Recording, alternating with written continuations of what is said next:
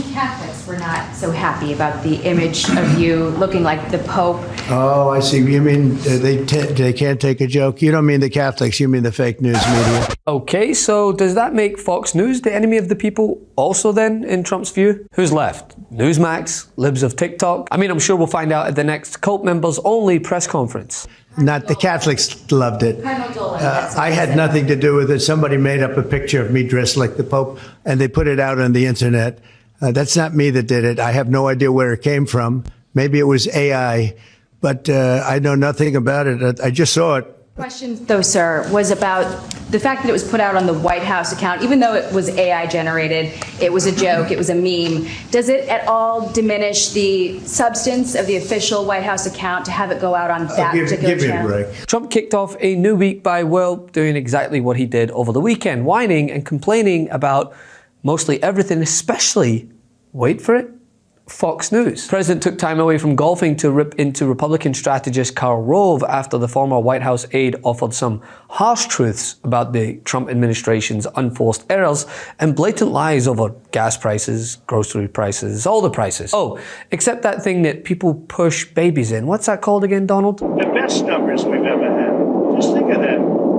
It's not even possible. Inflation's down, all costs are down. Everything is down other than, as Tristan said, the thing that you carry the babies around in, but that's up 3%. Energy's down, gasoline's down. Nobody's ever seen anything, far ahead of schedule. So people that were paying a lot for groceries, they're paying a lot less. And interest rates are even down. You know, we have a very stubborn Fed, but Fed should lower, but that's okay. But interest rates are down, mortgage rates are down. It's pretty amazing. So we've done, I don't think there's ever been a better opening 100 days. We have a lot of fake polls where they interview Democrats, not Republicans, but meaning more Democrats. I mean, how can anyone be surprised like he's ever handled a baby, let alone his own? Two things, he's having success. The others, it's sort of incomplete. Inflation, the president is, saying gas is $1.90. I just filled up my tank. It ain't $1.90. And we do not have have inflation tapped down to 2%. And we run the risk of having it jump up at least in a one-time way if these tariffs are put in place. And there's a lot of concern about the economy. The president's ratings on the handling of the economy and if tariffs are in the 30s, and his overall approval now is in the mid to low 40s, and that's not a good place to be 100 days in. Plenty of time to turn that around, but he's got to be focused on those two things I think that people wanted, which was a strong and prosperous economy and inflation being wiped out. Now, Rove attacked the president as, quote, Mr. Scrooge, whose economic approval was plummeting while he mishandled the rollout of tariffs and misled the public about their real impact on prices, as well as taking aim at the president after he posted an AI-generated image of himself wearing papal robes, claiming that he could be the next pope. Now, this subject was then addressed by another Fox News reporter, and Trump again wasn't best pleased with the pushback from his once prized megaphone. Decide to reopen Alcatraz. Can you walk us through that decision?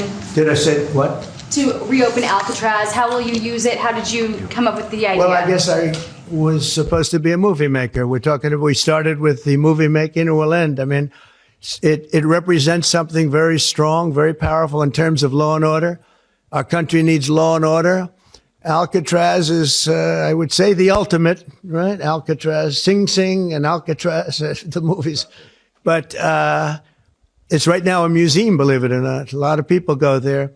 It housed the most violent criminals in the world, and nobody ever escaped. One person almost got there, but they, as you know the story, they found his clothing rather badly ripped up, and it was a lot of shark bites, a lot of problems. Nobody's ever escaped from Alcatraz, and just represented something strong having to do with law and order. We need law and order in this country. And so we're going to look at it. Some of the people up here are going to be working very hard on that. And we had a little conversation. I think it's going to be very interesting. We'll see if we can bring it back in large form, add a lot. But I think it represents something. Right now it's a a big hulk that's sitting there rusting and rotting. You look at it, it's sort of you saw that picture that was put out. It's sort of amazing. Okay? Yes, ma'am. Thank you, Mr. President. Some Catholics were not so happy about the image of you looking like the Pope. Oh, I see. You mean they can't take a joke? You don't mean the Catholics. You mean the fake news media. Not the Catholics loved it. I had nothing to do with it. Somebody made up a picture of me dressed like the Pope, and they put it out on the internet. That's not me that did it. I have no idea where it came from. Maybe it was AI, but I know nothing about it. I just saw it last evening. Actually, my wife thought it was cute. She said, "Isn't that nice?" My question about Actually, I would not be able to be married, though. That would be a lot. I'd have to the best of my knowledge, popes aren't big on getting married, are they? Not that we know of. No. I think it's the fake news media that, they're fakers. My question, though, sir, was about the fact that it was put out on the White House account, even though it was AI generated, it was a joke, it was a meme. Does it at all diminish the substance of the official White House account to have it go out on that particular channel? Give me a break. It was just somebody did it in fun. It's fine.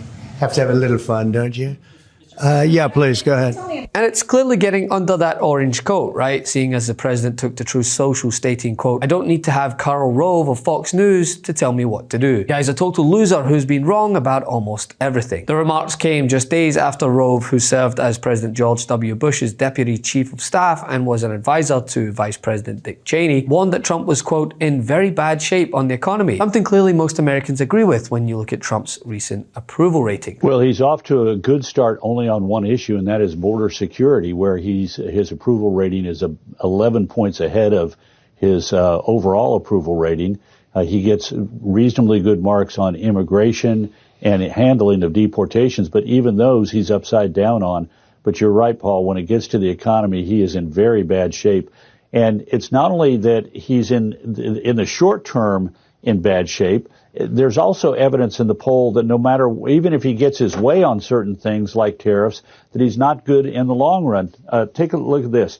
Trump policies. Today, will it help the economy? 32% say yes.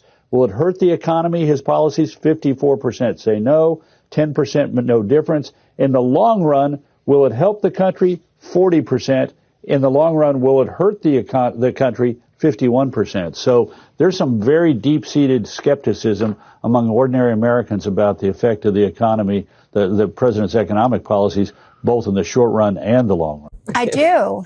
I do a lot. The American public knows exactly what's going on, and that's why they're soundly rejecting this administration. He has the lowest approval rating of any president of the last 70 years for the first 100 days. His stock market for the first 100 days is the lowest since Nixon. Unprecedented low foreign policy approval rating and economic approval rating. The American public is smart enough to know that their shelves, if they're not already empty, are going to be empty because of tariffs. 69% say he's not focused enough on lowering prices. 62% focus too much on tariffs. 72% think his policies will cause a recession. 64% disapprove of how he's handling inflation.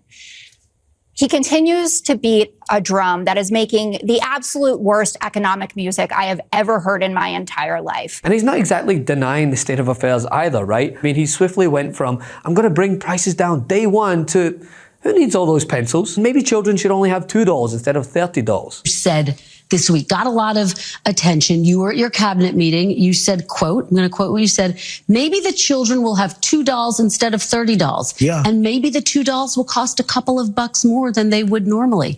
Are you saying that your tariffs will cause some prices to go up? No, I think the tariffs are going to be great for us because it's going to make us rich. But you said some dolls are going to cost more. Isn't that an acknowledgement that some prices will go up? I don't think a beautiful baby girl that's 11 years old needs to have 30 dolls. I think they can have 3 dolls or 4 dolls because what we were doing with China was just unbelievable. We had a trade deficit of hundreds of billions of dollars with China. When you say they could have $3 instead of $30, are you saying Americans could see empty store shelves? No, I'm not saying that. I'm just saying they don't need to have $30. They can have 3. They don't need to have 250 pencils. They can have 5. Yes, this coming from The billionaire sending tweets from a golden toilet. Sure, go ahead and tell me again how you voted for him, because he's not a politician, but one of the people.